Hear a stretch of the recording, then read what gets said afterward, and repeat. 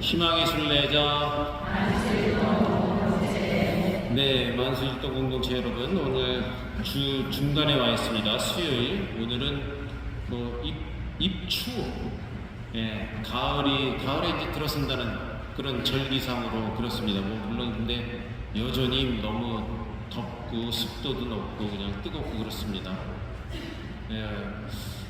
비가 하도 안 오고 그래서 날은 뜨겁고 그래서 아이고 좀 화분하고 하단에 물을 좀 줘야겠다 하고 물을 좀 주니까 글쎄 1시간도 안 돼서 비가 내리기 시작을 하네요.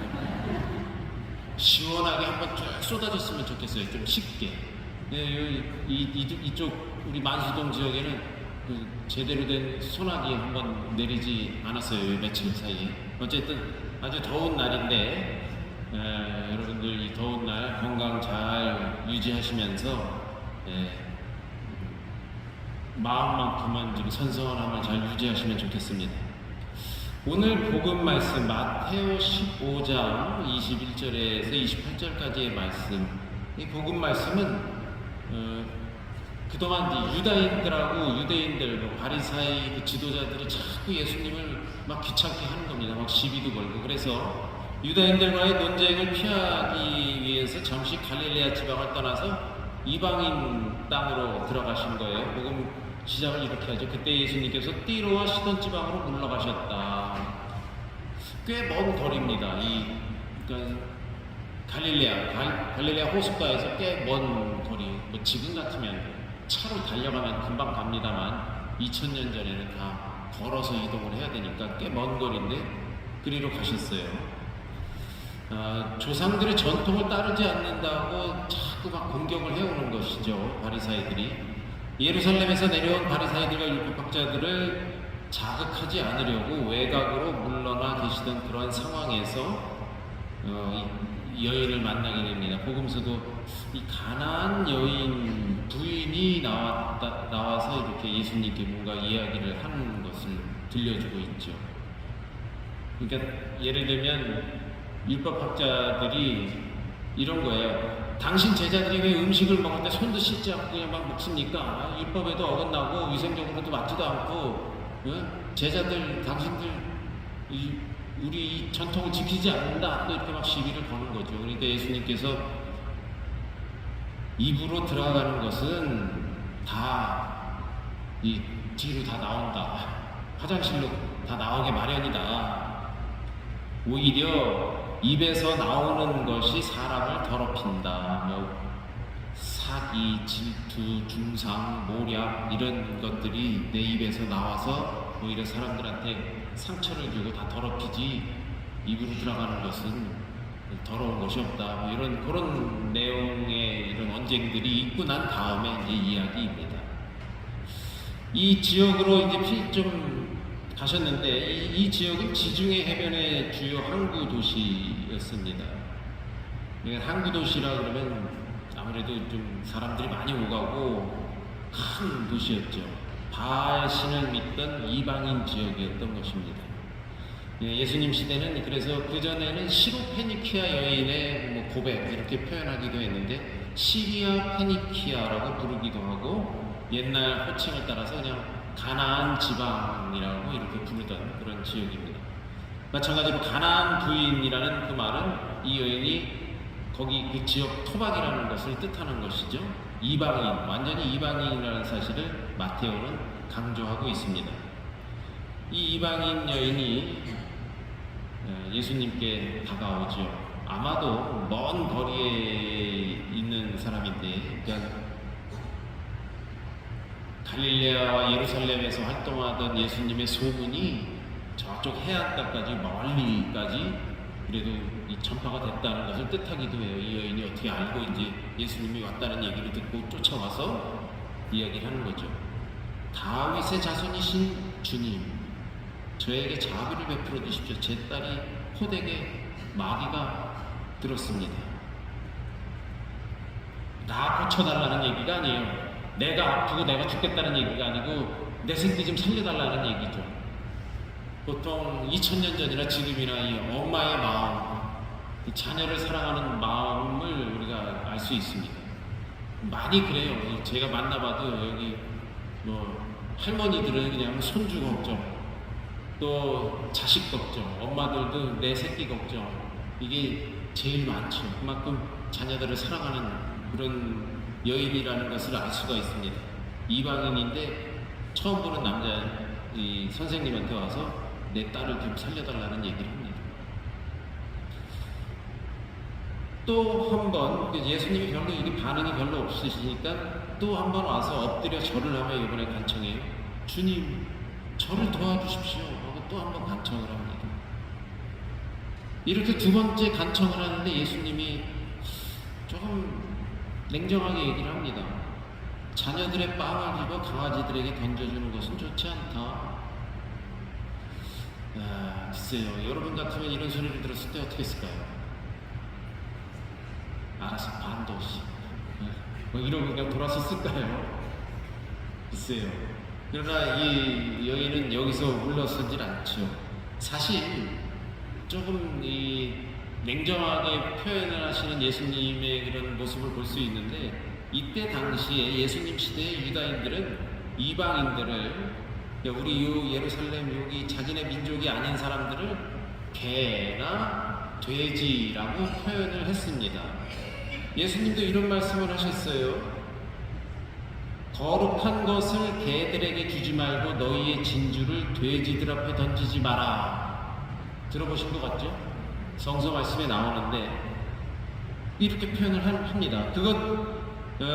돼지들 앞에 던지지 마라. 그것들이 발로 그것을 짓밟고 돌아서서 너희를 물어뜯을지도 모른다 하면서 예수님이 실제로 이런 말씀을 하셨습니다. 그러니까 개나 돼지들은 이방인들을 말하는 것이었죠. 이런 표현을 듣고 이 여인이 또 이렇게 얘기를 합니다. 주님, 그렇습니다.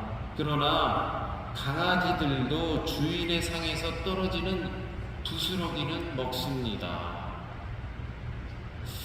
이 여인은 좀 모멸감을 느낄 수도 있고 아주 마음이 상할 수도 있지만 또는 화가 날 수도 있는데 그것을 아주 잘 눌러놓고 강아지들도 주인 상에서 떨어지는 부스러기는 먹습니다 하면서 어찌 보면 아주 지혜롭고 슬기롭게 다시 대답을 하면서 다시 한번 예수님께 요구를 하는 것이죠.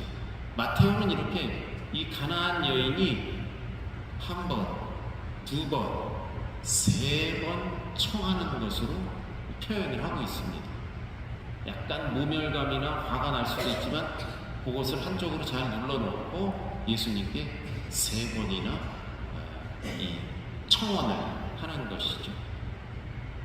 실제로 옛날 2000년 전의 풍습이, 유다인들의 풍습이 식탁에서 식사를 끝나면 뭐 손으로 뭘 집어 먹었을 거 아닙니까? 빵도 집어 먹고 뭐 이렇게 먹다 보면 빵 부스러기가 남는 것으로 그 빵으로 이렇게 손을 잘 비벼서 그렇게 해서 손을 이렇게 또 씻는 것으로 식사를 마무리했다고 해요.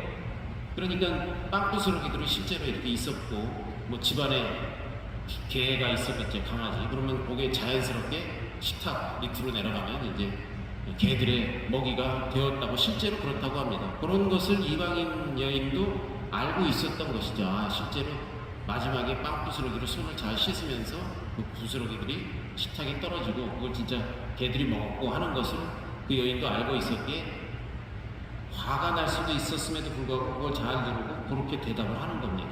아주 지혜롭게 대답을 하는 것이죠. 가나안 부인은 그런 사실을 인용하면서 예수님께 다시 한번 또 청을 하게 됩니다. 결국 예수님은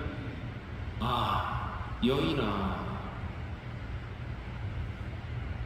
내 믿음이 참으로 크구나 하면서 여인아 라는 이 경탄의 호칭으로 그녀의 간절함에 응답을 드디어 하십니다.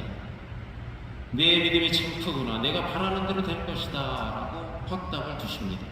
세 번의 간청, 모멸감을 느낄 수도 있지만 이 세 번의 간청 끝에 드디어 딸이 치유되는 그러한 은혜를 입게 됩니다. 이방인이라는 상황과 조건 때문에 구원에서 제외되는 일은 없습니다. 세 번의 간절한 청원, 곧 이방인 여인의 믿음을 강조하며 마테오는 독자들에게 이 이야기를 전달해 주는 것이죠. 사실 마테오 복음은 유대인들을 대상으로 쓰여진 책입니다. 그래서 처음 시작하면서 족보 이야기도 나오고, 바로 이 예수님께서 정통 이 집안, 다윗의 집안, 우리 유대인의 뿌리를 두고 있는 그 사람이다 하는 것을 강조하고 있죠. 그런데 그러한 유대인들을 대상으로 하면서도 이방인의 구원, 예를 들면 백인 대장의 이야기도 마테오는 꼼꼼히 적어서 우리에게 전하고 있습니다. 꼭 우리 유대인이 아니어도 이방인도 구원을 얻는다. 그리고 이방인이 오히려 더 슬기롭고 지혜롭게 예수님을 따라간다 하는 사실을 마테오는 유대인들에게 전해주는 것이죠. 그래서 신앙, 이 믿음은 모든 사람에게 열려있고, 그 믿음을 통해서 예수님의 구원이 우리뿐만 아니라 저 멀리 있는 이방인들에게도 그 구원의 손길은 전해진다 하는 것을 알려주고 있습니다. 오늘 우리가 조금 주목해 볼 만한 것, 알량한 자존심, 쓸데없는 자존심을 내가 내세울 때가 있습니다. 이것만큼은 지키려고 하고, 그냥 누가 여기만 건드리면 그냥 화가 확 나기도 하는 그런 것들이 있죠. 그러나 그런 자존심, 또는 바꿔 말하면 체면이라고도 할 수 있습니다. 쓸데없는 체면, 이런 것도 좀 내려놓고, 또는 내가 그렇게 누군데 하는 그런 우월감, 이런 것도 주님 앞에서는 다 소용이 없다. 이런 것을 다 내려놓고 주님께 전적으로 의탁하는, 한 번 해서 안 되면 두 번, 세 번씩 주님께 의탁하는 그러한 우리 신앙인들이 되어야 하지 않겠나, 이런 묵상을 해봅니다. 오늘 이방인 여인의 그런 간절한 매달림을 보면서 우리도 우리의 좀 나름대로의 자존심이나 이런 것을 좀 내려놓고 주님께 전적으로 의탁하는 그러한 우리 신앙인이 되도록 열심히 합시다.